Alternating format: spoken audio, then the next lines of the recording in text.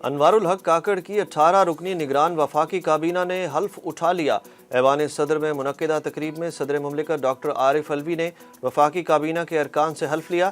شمشاد اختر نگران وزیر خزانہ، سرفراز بگٹی وزیر داخلہ اور ڈاکٹر ندیم جان وزیر صحت، جلیل عباس جیلانی وزیر خارجہ اور مشال ملک نگران وزیر اعظم کی معاون خصوصی برائے انسانی حقوق ہوں گی۔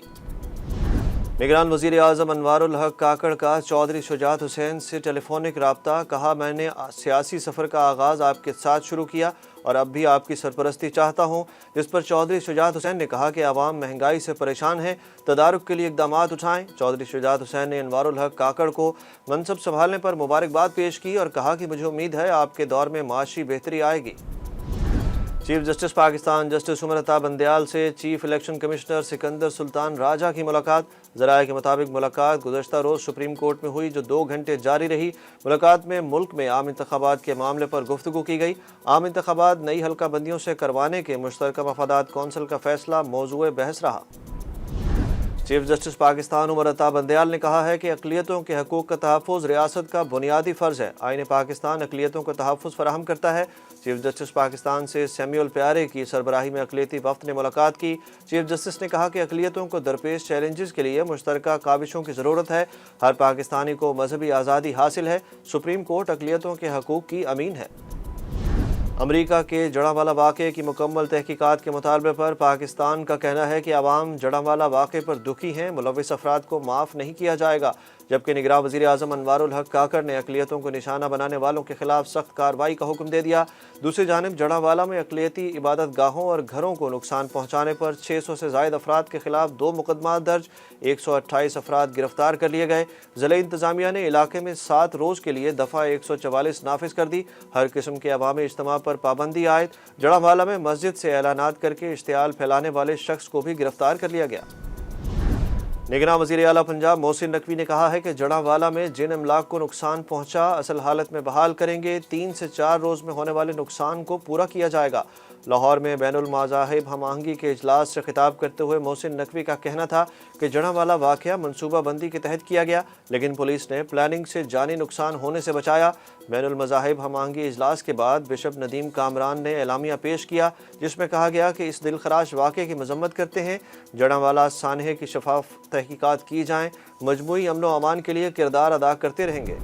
سیاسی انتقام کا نشانہ بنایا جا رہا ہے۔ عمران خان نے رہائی اور ملک بھر میں درج مقدمات میں ممکنہ گرفتاری سے بچنے کے لیے سپریم کورٹ سے رجوع کر لیا۔ چیئرمین تحریک انصاف کے وکلاء نے مختلف مقدمات میں ضمانت کی درخواستیں مسترد ہونے کے خلاف سپریم کورٹ میں درخواست دائر کر دی، جس میں موقف اپنایا گیا کہ چیئرمین پی ٹی آئی کے خلاف ملک بھر میں 180 سے زائد بے بنیاد جھوٹے مقدمات درج ہیں۔ چیئرمین پی ٹی آئی کو مخالفین کی جانب سے سیاسی انتقام کا نشانہ بنایا جا رہا ہے۔ درخواست میں وفاقی حکومت، آئی جی پنجاب، بلوچستان اور سپرنٹینڈنٹ جیل اٹک کو فریق بنایا گیا۔ چیف جسٹس اسلام آباد ہائی کورٹ کی عدم دستیابی کے باعث chairman P T I Imran Khan کی اٹک سے اڈیالہ جیل منتقلی کی درخواست پر سماعت نہ ہو سکی۔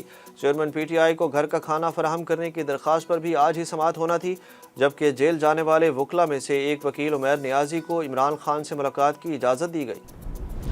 روپے کے مقابلے ڈالر کی قیمت میں معمولی کمی۔ اسٹاک مارکیٹ میں بھی کاروبار کے اختتام پر 48,000 پوائنٹس کی حد بحال ہو گئی۔ کے ایس سی 100 انڈیکس میں کاروبار کے اختتام پر 179 پوائنٹس کا اضافہ، انڈیکس 48,325 پر بند ہوا۔ دوسری جانب انٹر بینک میں ڈالر کی قیمت کم ہو کر 294 روپے 92 پیسے ہو گئی۔ آن لائن قرض کے نام پر شہریوں کی زندگی اجیرن بنانے والی ایپلیکیشنز کے خلاف بڑی کارروائی۔ پاکستان نے گوگل اور ایپل سٹور سے 120 غیر قانونی قرضہ ایپس ہٹوا دیں۔ ایس سی سی پی کا کہنا ہے کہ اب گوگل نے پاکستان کے لیے مخصوص ذاتی قرضہ ایپ پالیسی متعارف کرا دی ہے، جس کے مطابق گوگل پلے سٹور میں صرف وہ ایپس رکھی جا سکتی ہیں جو ایس سی سی پی سے منظور شدہ ہوں۔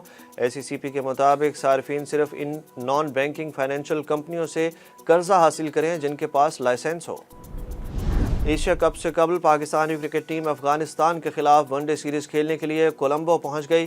کھلاڑیوں کا ایئرپورٹ پر روایتی انداز میں استقبال کیا گیا۔ کھلاڑی بذریعہ روڈ ہمبن ٹوٹا کے لیے روانہ ہو گئے۔ افغانستان کے خلاف 3 ون ڈے میچوں پر مشتمل سیریز کے 2 میچ ہمبن ٹوٹا میں 22 اور 24 اگست کو کھیلے جائیں گے، جبکہ تیسرا اور آخری ون ڈے انٹرنیشنل 26 اگست کو کولمبو میں ہوگا۔ سری لنکا میں پریمیئر لیگ کھیلنے میں مصروف کھلاڑی کپتان بابر اعظم، نسیم شاہ آج ہی ہمبن ٹوٹا میں ٹیم کا حصہ بنیں گے۔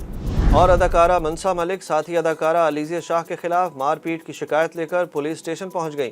منصا ملک کی جانب سے دائر درخواست میں موقف اپنایا گیا کہ وہ اپنے ساتھی اداکاروں کے ہمراہ ڈرامے کی شوٹنگ کے لیے اسلام آباد کے علاقے بارہ کہو میں موجود تھیں۔